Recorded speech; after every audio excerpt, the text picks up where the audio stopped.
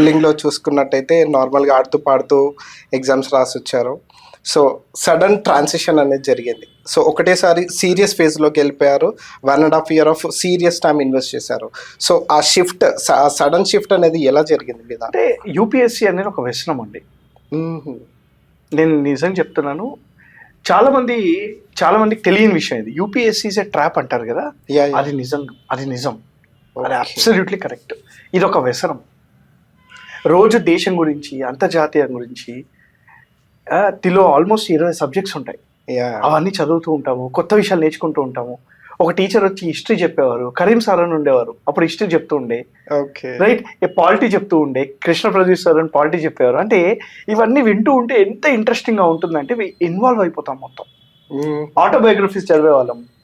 మహాత్మా గాంధీ గారి ఆటోబయోగ్రఫీ, భగత్ సింగ్ గారి ఆటోబయోగ్రఫీ, అంబేద్కర్ గారు రాసిన బుక్కులు చదివే వాళ్ళం. అంటే ఇవన్నీ చదువుతుంటే ఒక వ్యసంలా అయ్యేది. UPSC is a long journey, it's a patience game. 1 year ఉంటుంది ఎగ్జామ్, ఇమాజిన్ చేసుకోండి. ఆ 1 year లో ఏ స్టేజ్ లో క్వాలిఫై అవ్వకపోయినా మళ్ళీ ఫస్ట్ నుంచి ఇంకో 1 year వెళ్ళాలి. ఓకే. నువ్వు ఒక అటెంప్ట్ పోయి, సపోజ్ ప్రిలిమ్స్, యూపీఎస్సీ గురించి తెలియని వాళ్ళకి చెప్తున్నాను. యూపీఎస్సీలో 3 stages ఉంటాయి. ప్రిలిమ్స్ ఉంటుంది, మెయిన్స్ ఉంటుంది, ఇంటర్వ్యూ అంటే పర్సనాలిటీ టెస్ట్ ఉంటుంది. ప్రిలిమ్స్ ఎంసీక్యూస్ ఉంటాయి, మల్టిపుల్ చాయిస్ క్వశ్చన్స్. అది క్వాలిఫై అవుతే మెయిన్స్కి వెళ్తారు. మెయిన్స్ డిస్క్రిప్టివ్ ఉంటుంది, 1750 మార్క్స్ ఉంటుంది. 1750 మార్క్స్ ఉంటుంది. మెయిన్స్ క్వాలిఫై అవుతే పర్సనాలిటీ టెస్ట్కి వెళ్తావు, 275 మార్క్స్ ఉంటుంది. ఈ ప్రిలిమ్స్ అనేది క్వాలిఫైయింగ్ మార్క్సే. మెయిన్స్ మరియు ఇంటర్వ్యూలో వచ్చిన మార్క్స్ని దృష్టిలో పెట్టుకొని మీకు ర్యాంక్ వస్తుంది. మీరు మెయిన్స్లో పోయినా, లేదా ఇంటర్వ్యూలో మీకు రాకపోయినా, లేదా ప్రిలిమ్స్లో రాకపోయినా మళ్ళీ 1 year వెయిట్ చేయాల్సిందే సెకండ్ అటెంప్ట్ కోసం. సెకండ్ అటెంప్ట్ కూడా మళ్ళీ ఫస్ట్ నుంచి రాయాలి. ఈవెన్ ఇంటర్వ్యూ పోయినా కూడా మళ్ళీ ఫస్ట్ నుంచి రాయాలి. ఇమాజిన్, నాకు తెలిసిన స్టూడెంట్స్ చాలా మంది ఉన్నారు, ఇంటర్వ్యూకి వెళ్ళారు, క్వాలిఫై, ఇంటర్వ్యూ అయిపోయాక రాలేదు ర్యాంక్, ప్రిలిమ్స్ రాసి క్వాలిఫై కాలేదు సెకండ్ అటెంప్ట్కి. ఎలా ఉంటుంది? It's a mind game. ఇలా కళ్ళు మూసుకొని తీసే వరకు 1 year అయిపోద్ది. ఒక అటెంప్ట్ రాయాలి అంటే మినిమం 2 years ఉండాలి. 1 year కోచింగ్ ఉంటుంది, 1 year ఎగ్జామ్ ఉంటుంది. సెకండ్ అటెంప్ట్కి ఇంకొక 1 year ఉండాలి. మీరు 3-4 అటెంప్ట్స్ ఇచ్చే వరకు 5 years అయిపోద్ది. కళ్ళు మూసుకొని తెరిచే వరకు 5 సంవత్సరాలు అయిపోతుంది. 3-4 అటెంప్ట్లు ఇచ్చే వరకు. It's a wishes cycle. It's a trap. మీకు ఇంకోటి చెప్తా, నాకు స్టూడెంట్స్ చెప్తుంటారు కాబట్టి చెప్తున్నాను నేను. ఇది ఎంత డేంజర్ అంటే, ప్రిలిమ్స్ రాసి క్వాలిఫై అవ్వకపోతే మంచిది. ఎందుకు చెప్పాలా? ప్రిలిమ్స్ క్వాలిఫై అయ్యాక నా దగ్గరకు వస్తాడు స్టూడెంట్, సార్ ఈసారి మెయిన్స్ సరిగా చదవలేదు సార్, సో అందుకని నెక్స్ట్ ఇయర్ ప్రిలిమ్స్కి మెయిన్స్కి ఇప్పటి నుంచి చదివి నెక్స్ట్ ఇయర్ మెయిన్స్కి బాగా తెచ్చుకుంటా సార్ అంటాడు. చూడండి, ప్రిలిమ్స్ క్వాలిఫై అయినందుకు that is making him to stay for 1.5 year more. అసలు ఒక్కసారి ఇమాజిన్ చేయండి, వాడు ప్లాన్ అలానే ఉంటుంది. నెక్స్ట్ ఇయర్ ప్రిలిమ్స్ గాడు.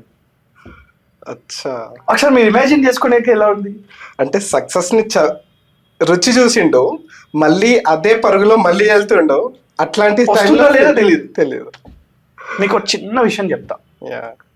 ఎవ్రీ ఇయర్ యూపీఎస్సీ అటెండ్ చేసే, అదే అప్లై చేసే వాళ్ళు 10 లక్షల మంది ఉంటారు. 10 lakhs అప్లై చేస్తారు. 6 లక్షల మంది రాస్తారు. ఏం రాస్తారు? ప్రిలిమ్స్ రాస్తారు.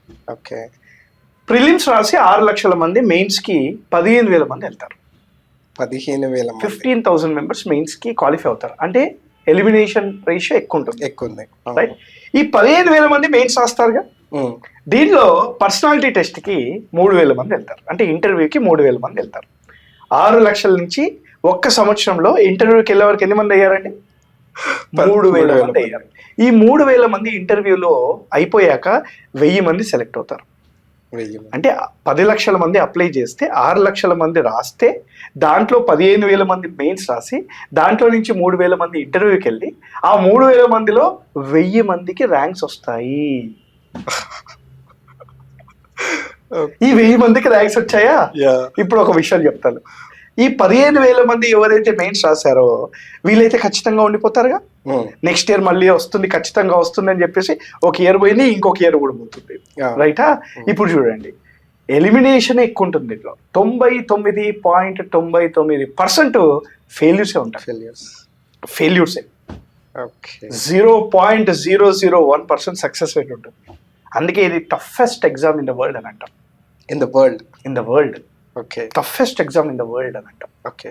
20 సబ్జెక్ట్స్ నేర్చుకోవాలి, రోజు 14 గంటలు చదువుకోవాలి, ఇంట్లో ఫంక్షన్స్ ఇవన్నీ పక్కన పెట్టేస్తాడు వాడు. ఇంకా దీంట్లో మీకు చెప్తే బాగుండదు కానీ వస్తారు నా దగ్గరికి ఇప్పుడే గ్రాడ్యుయేషన్ అయిపోయి, సార్ ఫస్ట్ అటెంప్ట్ లో తెచ్చి చూపిస్తాను అంటాడు. నా ప్రాబ్లం ఏంటంటే వాడు అలా అన్నం కాదండి. ఓకే. నాకు తెలుసు యూపీఎస్సీ అంటే ఏంటో ఎలా ఉంటుందో ఫ్యూచర్లో.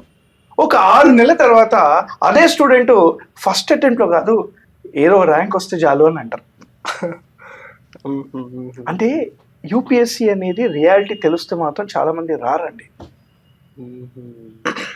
యూపీఎస్సీ ఎందుకు వస్తున్నారు చాలా మంది students? What is the main reason why they want to opt for UPSC exam? To do service to the nation అని చెప్పేసి నేను అంటున్నాను, మీ ద్వారా చెప్తున్నాను. దేశానికి సర్వీస్ చేయాలంటే యూపీఎస్సీ అనేది ఒకటే మార్గం కాదు. ఓకే. చాలా మార్గాలు ఉన్నాయి. మిలిటరీ జాయిన్ అవ్వు, వ్యాపారం చేసి ట్యాక్స్ కట్టు. Yeah, correct.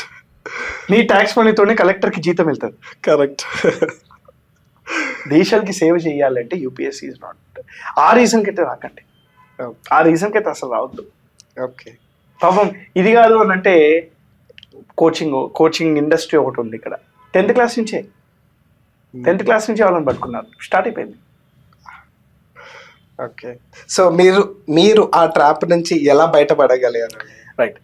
నేను ట్రాప్ నుంచి బయటపడ్డాము, ప్లస్ ఇది ఒక కేస్ స్టడీగా తీసుకోవాలి అందరూ. నేను చెప్తున్నాను, ఇది చాలా మందికి అర్థం కాని విషయం అండి. ఇది ఏ ఫీల్డ్లో అయినా, ఇది యూపీఎస్సీ కాదు, ఏ ఫీల్డ్లో అయినా ఒక విషయం చెప్తాను. ఇది కొంచెం సీరియస్గా అందరూ ఆలోచించాలి. నీ వల్ల కాదు అంటే నా వల్ల కాదు అని యాక్సెప్ట్ చేయి.